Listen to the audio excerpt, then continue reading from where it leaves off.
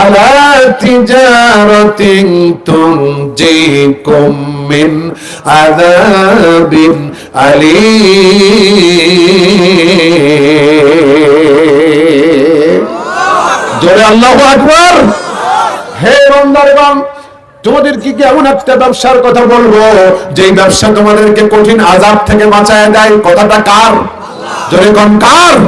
ও লাঙ্গু এলাকার আমার বান্দারা, আমি আল্লাহ বলতেছি, তোমাদেরকে কি এমন একটা ব্যবসার কথা বলবো যে ব্যবসা তোমাদেরকে কঠিন আযাব থেকে বাঁচায় দেয়? কথাটা কার?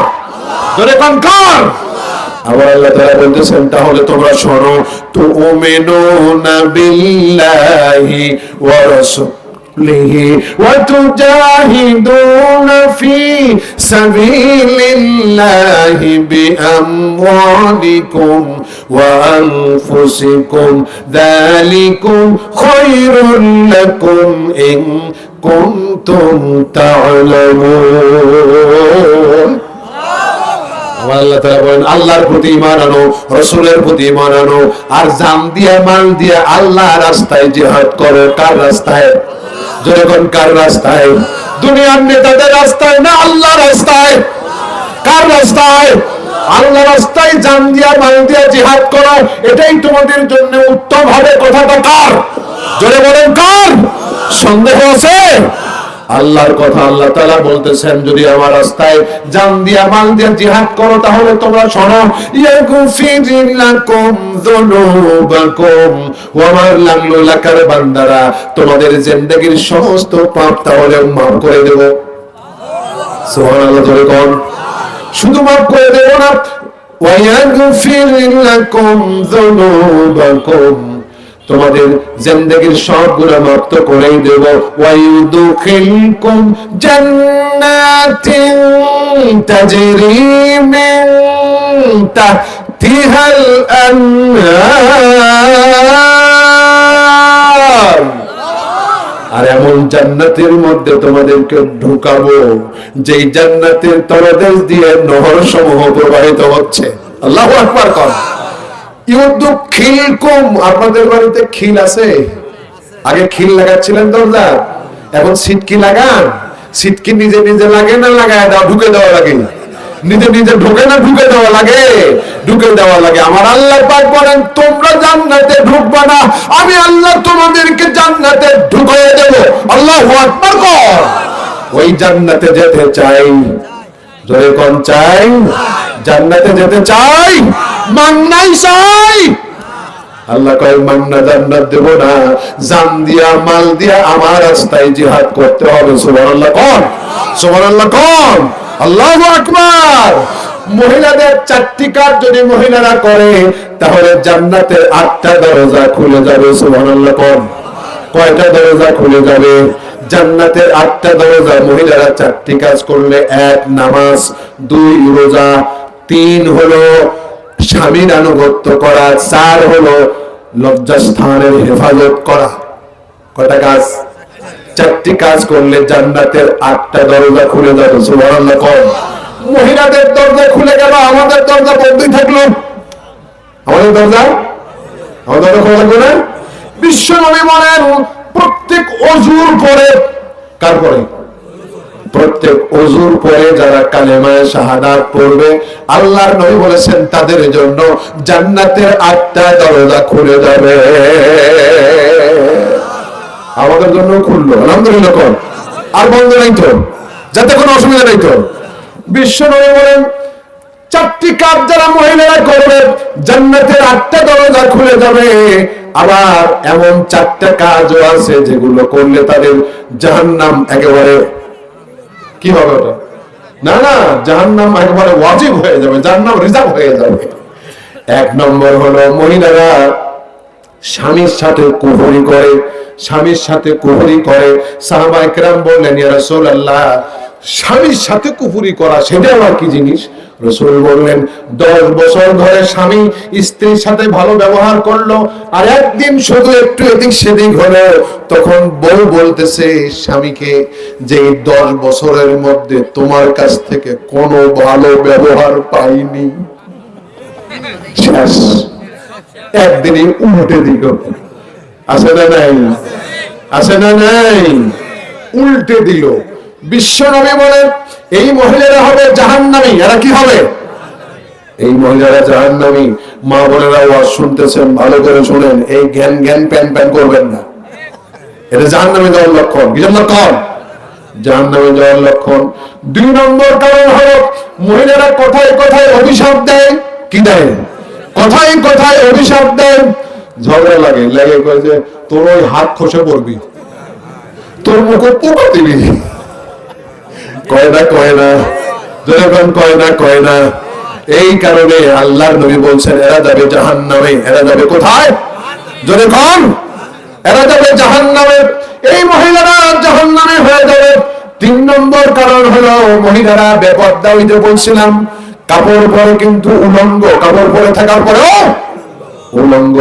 এত ফ্যাশনের ডিজাইনের এখন টাইট বোরকা নামছে, যেটা না বলাই ভালো ছিল, না বলাই ভালো ছিল। আবার 60 বছরের দাদি বোরকা পরছে, চোখটুকু দেখা যাচ্ছে না, কিন্তু 16 বছরের যুবতী নাতনি, সে তার বোরখাও নাই, টোরখাও নাই, কিছু নাই, এটা একটা ওড়না দেশে গলার মাফলারের মধ্যে ঘুরে দিতে। শয়তান কয় আমি পাস, যার বেশি দরকার নাই তাকে দিছি টাইট, আর যার দরকার বেশি ছিল তার দা ফাঁকা করে দিছি। সরকার শয়তান পাস। শয়তান কি? শয়তান পাস। অকরনা ফি বুয়ুতিকুন্না ওয়ালা তাবাররাজনা তাবাররুজাল জাহিলিয়াতিল উলা। জাহিল যুগের নারীদের মতো তোমরা ঘুরে বেড়াও না, তোমরা ঘরের মধ্যে অবস্থান করো। কথাটা কার? আল্লাহ তাআলার। এখন ওই যে টমটমে চড়ে, এরপরে আপনার অটোতে চড়ে, এক সাইজের বাসন্তী শাড়ি পরে, মাথার তো কাপড় আছেই না? আছে না মাথার কাপড়? নাই নাই। এদের বাবু নাই, এদের স্বামীও নাই, এরা মরছে সব। ওর মুখত মাটি পড়ছে, এর বাপের মুখত মাটি পড়ছে, ওর স্বামীর মুখত মাটি পড়ছে। ঠিক না? ঠিক না? মাটি পড়ছে। এই এরা দায়ুস কম দায়ুস। আসল দায়ুস হচ্ছে এদের বাপ এবং এর স্বামীরা। অবিবাহিত মেয়ে হলে আর বাপ হলো দায়ুস, আর বিবাহিত হলে স্বামী হলো দায়ুস। আর দায়ুস জান্নাত, দায়ুস জান্নাতে প্রবেশ করতে পারবে না। 4 নম্বর কারণ হলো মহিলারা কথায় কথায় তালাক চায়। কথায় কথায় তালাক চায়। দে তালাক, তো ভাত খাবো না। দেখি আছে না নাই?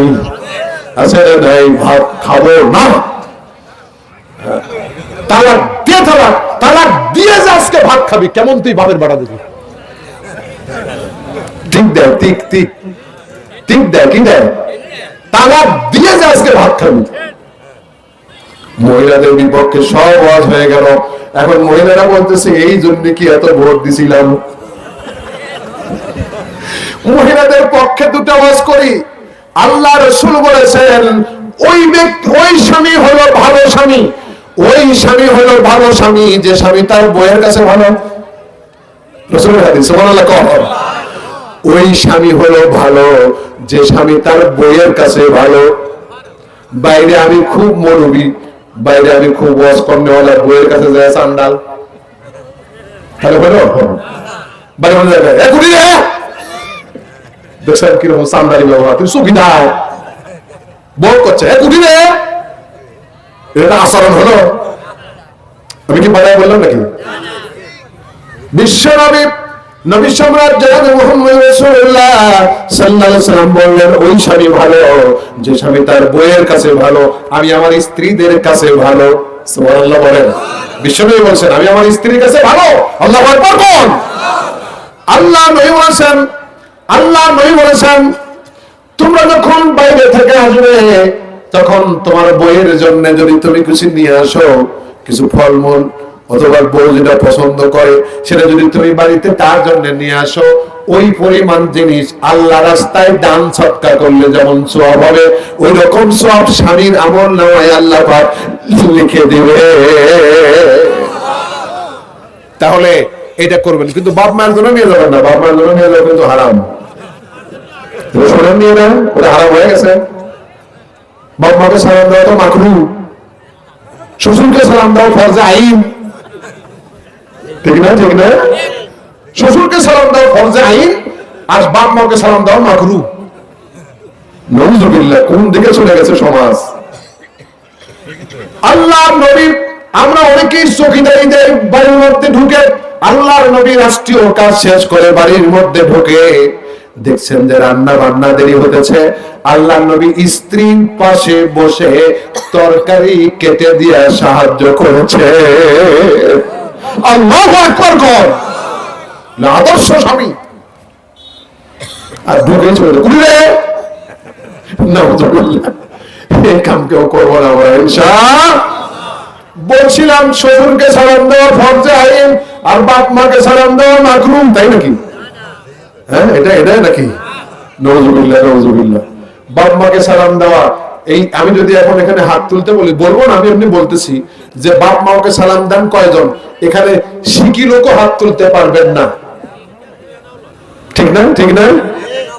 অথচ বাপ মাকে সালাম দেওয়া সবার চাইতে বেশি হক বাপ মায়ের, ঠিক না?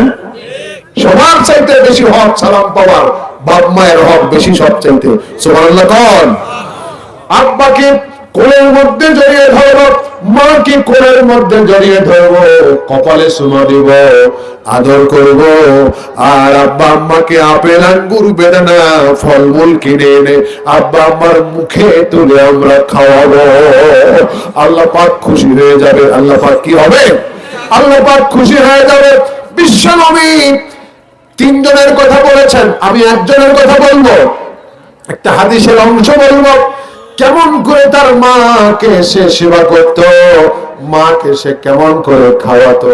আল্লাহ নবী বলেন, তোমাদের আগের যুগে তিনজন লোক বিপদে পড়েছিল, তারই মধ্যে তিনজনই আল্লাহর কাছে দোয়া করেছিল বিপদ থেকে বাঁচার জন্য। তিনজনই দোয়া করেছে, আল্লাহ পাক উদ্ধার করেছিলেন। আমি তার মধ্যে একজনের কথা বলবো। ওই ব্যক্তি বিপদে পড়ে দোয়া করতেছে, রব্বুল আলামিন, আমার এক মা ছিল, ওই মাকে আমি প্রতিদিন না খাওয়ানো পর্যন্ত আমি নিজে খাই নাই। প্রতিদিন আমি আগে মাকে খাওয়াতাম। আল্লাহু আকবার জোরে বল। কাকে আগে খাওয়াতাম? আগে মাকে খাওয়াতাম, তারপরে আমি খাইতাম। একদিন আমি বকরিগুলো চড়াইয়া আসতে আমার রাত হয়ে গেল, গভীর রাত হয়ে গেছে, ঘরে কোনো খাবার ছিল না। স্ত্রীকে বললাম, ঘরে কোনো খাবার আছে নাকি? কয় কিচ্ছু নাই, এক গ্লাস দুধ আছে। তিনি বললেন, ওই এক গ্লাস দুধ দাও, আমি আমার মাকে খাওয়াবো। আমার স্ত্রী না খেয়েছিল, আল্লাহকে বলতেছে, রব্বুল আলামিন, আমার স্ত্রী না খেয়েছিল, আমার স্ত্রীকে আমি ওই এক গ্লাসের দুধের কিচ্ছুই দেই নাই। আমার ছেলে মেয়েরা না খেয়েছিল, আমার ছেলে মেয়েদেরকেও আমি খেতে দেই নাই। আমি নিজেও না খেয়েছিলাম, আমি নিজেও তো ওই এক গ্লাস দুধ খাই নাই। এক গ্লাস দুধ মায়ের ঘরের দিকে নিয়ে রওনা হলাম। রব্বুল আলামিন, আমার স্ত্রী না খেয়েছিল, আমি দেই নাই, আমি নিজেও খাই নাই। আমার সন্তানেরা, ছোট্ট ছোট্ট ছেলে মেয়েগুলো আমার পায়ের কাছে গড়াগড়ি দিয়ে কেঁদেছে, বাগো আব্বা ক্ষুধা লাগছে, খেতে দাও, খেতে দাও, খেতে দাও বলে আমার পায়ের কাছে গড়াগড়ি দিয়ে কেঁদেছে। আমি তাদেরকে খেতে দেই নাই। ওই এক গ্লাস দুধ নিয়ে আমি আমার মায়ের ঘরে গেছি, দেখি মা ঘুমিয়ে পড়েছে। আমি ডাকি নাই, মায়ের ঘুম ভেঙে গিয়ে আমার কষ্ট পাবে। ওই দুধের গ্লাস নিয়ে মায়ের শেওরের পাশে আমি দাঁড়িয়ে আছি। শেষ রাতের দিকে গিয়া মায়ের ঘুম ভেঙে গেল। মা বললেন, বাসারে এখানে কেন দাঁড়ায়া? আমি বললাম, মা গো, দুধের গ্লাস নিয়ে দাঁড়ায় রয়েছি, দুধটুকুন পান করুন। মা দুধটুকুন পান করলেন, আবার আরামের শান্তির সাথে ঘুমায় পড়লেন। রব্বুল আলামিন, আজকে এই কাজটা যদি আমি ভালো করে থাকি, আমি বিপদে পড়েছি, আল্লাহ এই বিপদ থেকে তুমি আমারে বাঁচাও। বিশ্বনবী বলছেন, এই দোয়া করার সঙ্গে সঙ্গে আল্লাহ রাব্বুল আলামিন তাকে বিপদ থেকে বাঁচাইয়া দিলেন। আল্লাহু আকবার বল। আরে মাকে না খাওয়াইয়া নিজে তিনি কখনো খান নাই। আজকে বুড়ো বাপ মা ওই ঘরের মধ্যে আলু ভর্তা খায়, আর ছেলে ঘরের মধ্যে মাছ গোস্ত খায়। তোমার চাইতে শুয়ারও 29 গুণে ভালো। তুমি তো শুয়োর, তুমি তো নিকৃষ্ট পশু।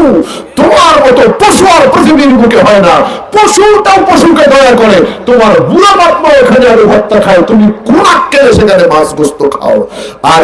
আর একজন নিয়েছ, মানে একজন নিয়েছ তেলুঙ্গি মার্কা, এক বউ নিয়েছ, শ্বশুর শরীর দিলেই তার মানে মানে একেবারে মেজাজ তিরিঙ্গি হয়ে যায়।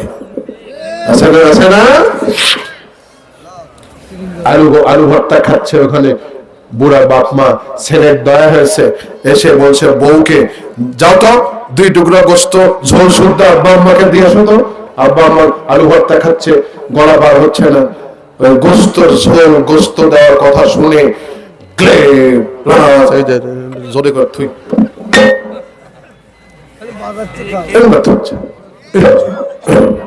ঘরের মধ্যে যেন রাশিয়া ইউক্রেনের যুদ্ধ হচ্ছে, যুদ্ধ ভাব, ঠিক না?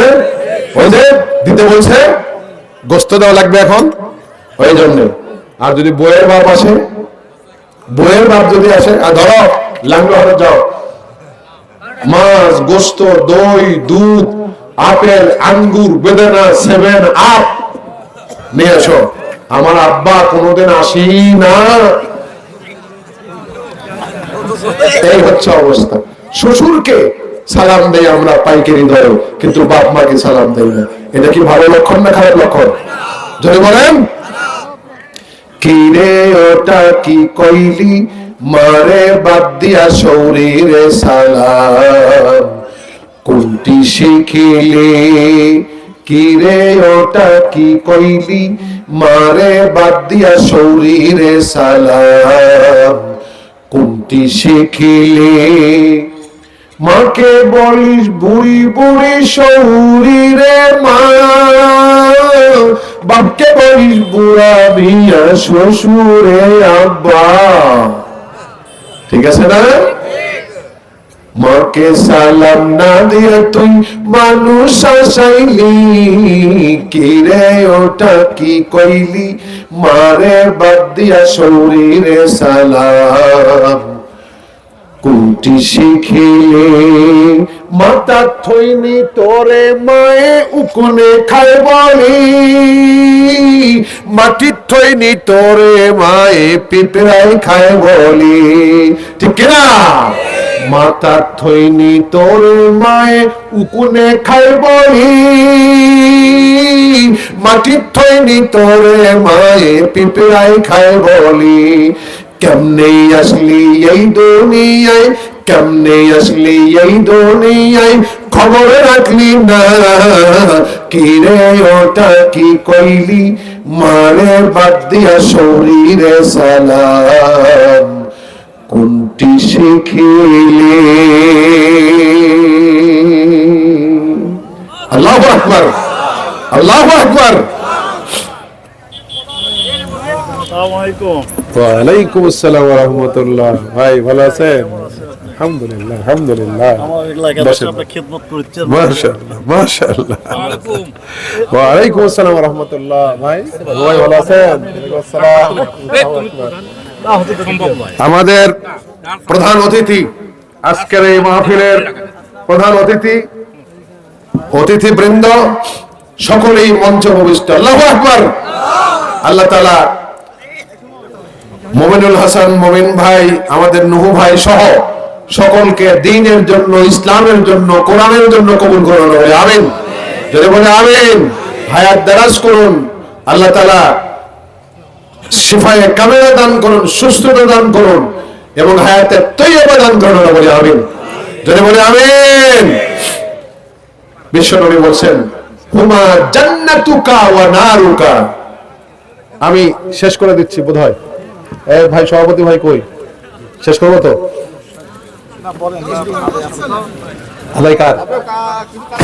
কালেকশন, আচ্ছা ঠিক আছে। হুমা জান্নাতুকা ওয়া নারুকা, মা বাপ তোমার জান্নাত, মা বাপ তোমার জাহান্নাম।